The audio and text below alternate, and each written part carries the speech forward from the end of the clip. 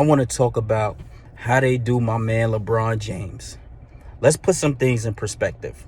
The Lakers just went down in the first round, mainly due to injury, and just not having any continuity for the season. COVID protocols. Just had a short off season. Just won a championship in the fall. So let's just put some things in perspective. LeBron James is going into his 19th season, has hella miles on his body, hella championship runs, playoff runs, carrying teams through postseason runs, etc., etc.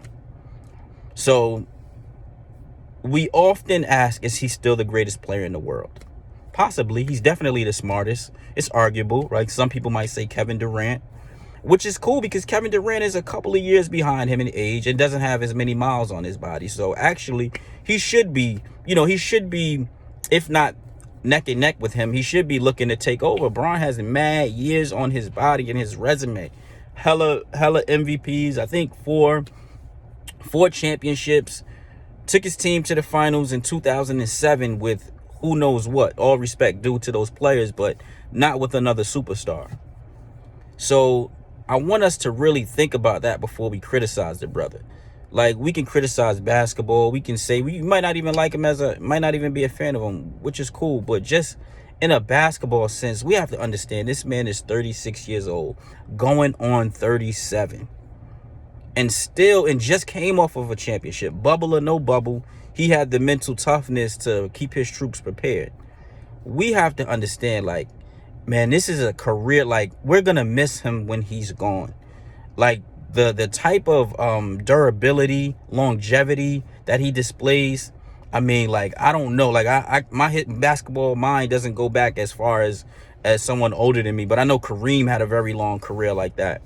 But LeBron just at that level that he's performing and just taking on such a load.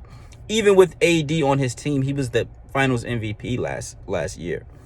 So let's just keep that in perspective, man. Like, the man will be 37 years old. And the mere fact that he's in the conversation for greatest player in the game currently is an accomplishment in itself. And I truly believe that if they were healthy, they had a run in them. And what's going to happen when LeBron James really tails off, right? And he just really completely accepts the point guard role, point forward, and maybe takes a little bit less money and is facilitating and is playing within a system with other stars or other good players. We're really not even in the last stage of his career yet, because he still was just in the MVP conversation before he got hurt. So what happens when he's Tim Duncan's, next stage where Kawhi and he was the Finals MVP?